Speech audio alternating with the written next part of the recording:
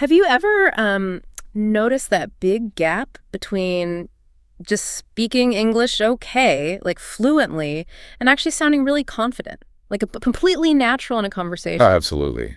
It's huge. It's almost like there are these, hidden rules or patterns that really confident speakers use, stuff you just don't learn in a classroom. Exactly. And today, we're going to unpack some of those, some really powerful ideas, I think, that can change how you connect with people. Yeah, it's a really common frustration we hear about all the time. People work so hard on grammar, right? And vocabulary lists. They can write perfect emails. But then, you throw them into a casual chat, something spontaneous. Kind of falls apart. Yeah, they struggle. It's that feeling, isn't it? Like your brain's trying to read from a textbook while everyone else is just talking freely. That feeling of being lost. Super common. And the real trick, the thing we'll dig into, is getting those unspoken rules, the dynamics of how real, natural conversations actually flow. Okay, let's paint a picture here. I bet this sounds familiar to you listening. You're at, say, a work event, networking. Someone comes up, hey, how's it going? Yep, the classic opener. Your mind just freezes.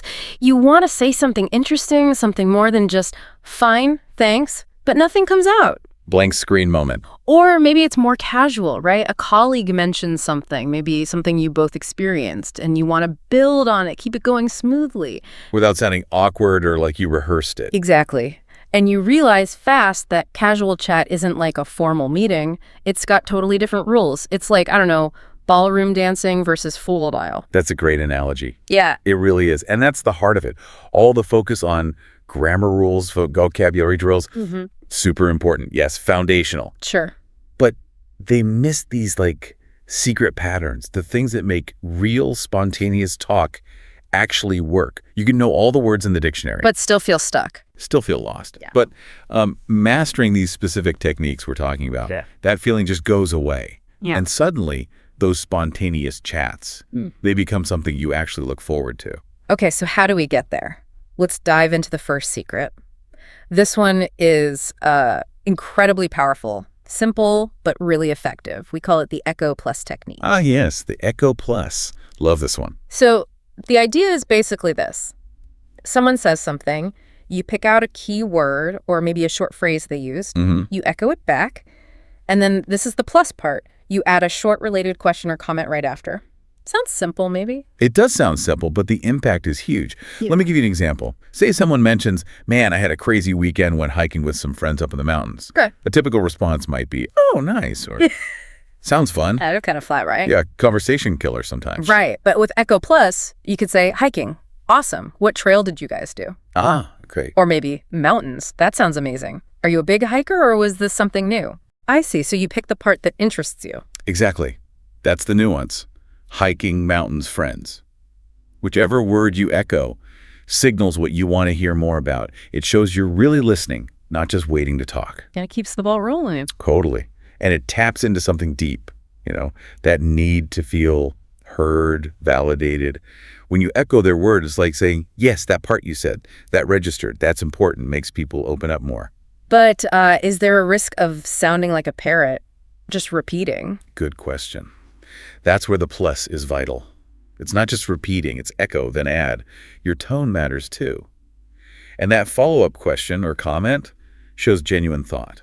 So the echo is like a little bridge. Exactly. A bridge to your curiosity. It shows, I heard you, and this bit caught my attention. Okay, that makes sense. Building on that, showing you're engaged. Let's talk about secret number 2. This one feels really natural, very confident.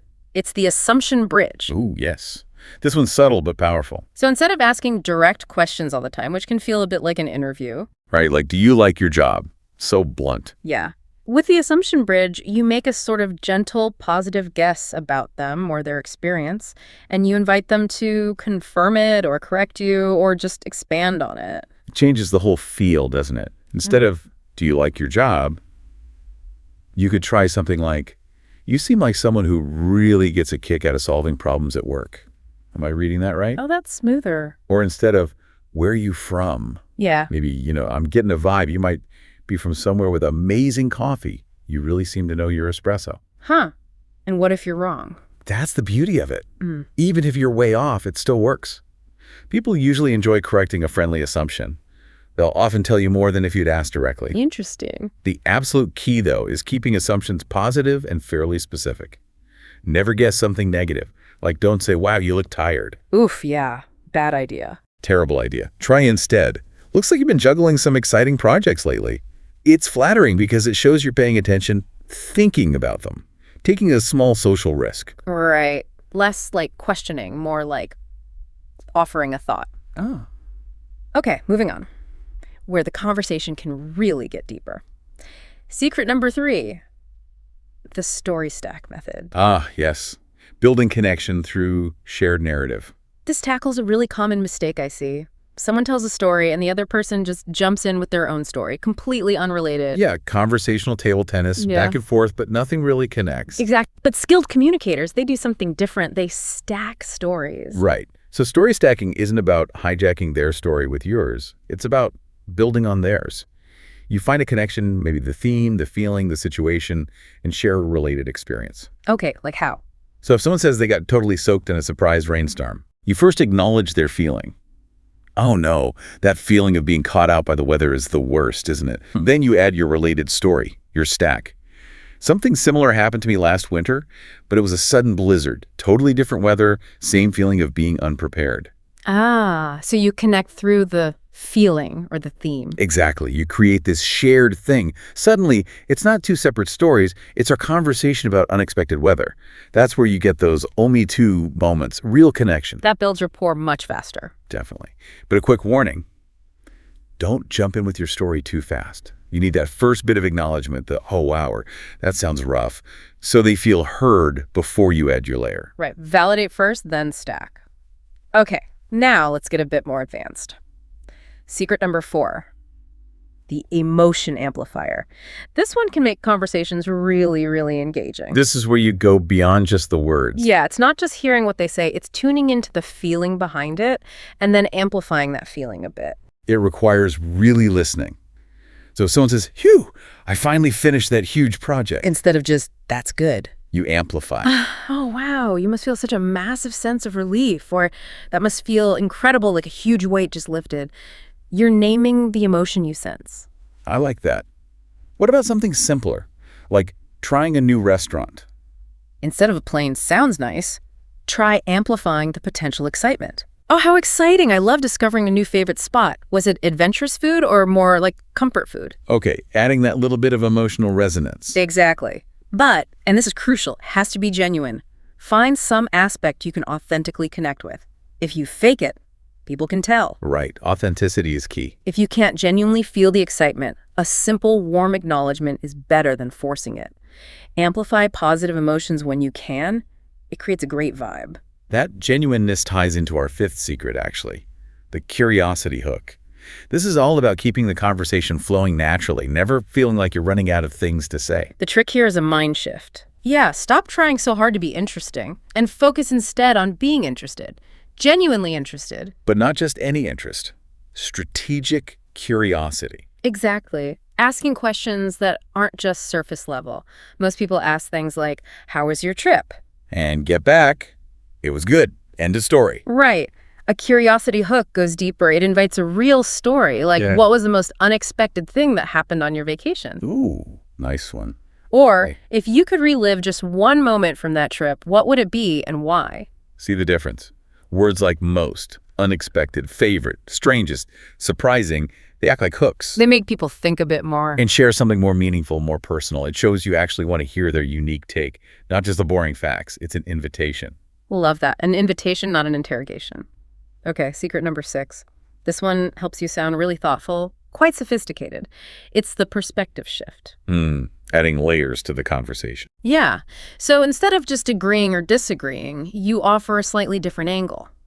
A complementary viewpoint that adds depth without shutting them down. Right. You're expanding the topic. So someone says, "I just love how quiet my neighborhood is." Instead of just, yeah, quiet is nice. You could shift perspective slightly. Yeah. That's wonderful. I bet it gives you such a peaceful space to recharge. You know, I wonder, does that quiet help you focus, like for creative work? Or do you sometimes prefer a bit of background buzz? You're inviting them to think about their own experience differently. Exactly. Or if someone's complaining about rush hour traffic, You acknowledge their frustration first, of course. Then maybe add, it's interesting, isn't it, how the same energy that makes a city exciting can feel so overwhelming at other times. Do you have any secret shortcuts or ways you deal with it? That seems really emotionally intelligent. It does. It shows you can hold multiple ideas, see nuances. Just be careful. It genuinely complements their point, doesn't subtly undermine it, needs a delicate touch sometimes. Okay, good point. And that brings us to our final secret, number 7, the future bridge.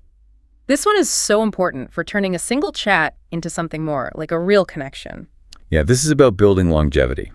Because most conversations, you notice, they stick to the past or the present. What did you do? What are you doing? This technique links things to the future. It shows you're interested beyond just this one moment. So someone mentions they're learning to bake sourdough. Okay. You could say, oh, how cool. I'd love to hear how your bread ventures go. You'll have to let me know when you perfect that starter. Nice. Or if they're talking about planting a garden. Oh, amazing. You have to share some pictures when everything starts blooming. See? It does a few things at once. Yeah. Like what? Shows real ongoing interest. Creates a super easy, natural reason to follow up later. And it kind of hints you see this as potentially more than just a one-off chat. Without being pushy about it? Exactly. It just gently opens the door to future connection, turns an interaction into the start of something. Okay, so those are the 7 secrets. But the real magic happens when you start weaving them together, right? Not just using one at a time. Absolutely. That's the goal. Fluid combination. Let's try a quick example. Say you're talking to someone about a book they're reading, maybe something on psychology. Okay. You could start with an echo plus. Psychology. That's fascinating. What made you pick up that particular book? That makes sense. Then maybe they answer, and you use an assumption bridge. Ah, so you sound like someone who's really curious about what makes people tick. Am I getting that right? Nice. Building on their response. They confirm or elaborate, and you might use an emotion amplifier. Wow, that's so interesting. I totally get that curiosity must make watching people almost like a fun puzzle for you. Connecting on that shared interest. And then maybe follow with a curiosity hook. So with that interest, what's been the most surprising thing you've learned from the book so far? Yeah, see how they flow. Echo, assume, amplify, hook. It becomes a natural dance. Right. Not robotic at all. It just makes the conversation richer, more engaging, makes the other person feel really seen and heard. And that's the art of it. But as you start practicing, watch out for a few common traps. Good idea. What should people avoid? Well, first, don't try to use all 7 in your first conversation. It's too much. Pick 1 or 2 to focus on each week. Get comfortable. Makes sense. Start small. And don't focus so much on the technique that you forget to actually listen. These tools work because they help you engage better, not because you're ticking boxes. Be present. Right. Listening comes first. Also, don't fear silence. Sometimes a little pause is good, lets people think. Shows you're not just waiting to jump in. Comfortable silence. And please, don't aim for perfection. Native speakers have awkward moments too, all the time. These techniques are meant to enhance your style, not replace you. Good reminder. So start easy. Yeah. Low-stakes situations are perfect. Chatting with the barista, a quick exchange with a colleague. Build confidence gradually. Okay, let's talk practical steps then. Putting this into action, what's a good plan? We usually suggest focusing, like I said, maybe 2 techniques a week for a month. Right. Week 1, Echo Plus and Curiosity Hook. Get those down. Okay. Week 2, add Assumption Bridge and Emotion Amplifier. Week 3, Story Stack and Perspective Shift. Then week 4, Future Bridge, and start blending them. A structured approach. It helps build the muscle memory, and we've seen amazing results. People who transformed how they connect, even impacting their careers. Like getting noticed for leadership roles, not just for skills, but for how they connect with people. Exactly. Or landing jobs through networking, because the conversations were just so much more memorable and engaging. It really can change things. It goes beyond just language, doesn't it? Oh, completely. It's about human connection. And as you get better, you start thinking about nuances, like cultural awareness. Yeah. How direct should you be? You might need to adjust intensity sometimes. Right. Context matters. Timing matters too. Read the room. Don't force these if someone's clearly busy. And always, always authenticity.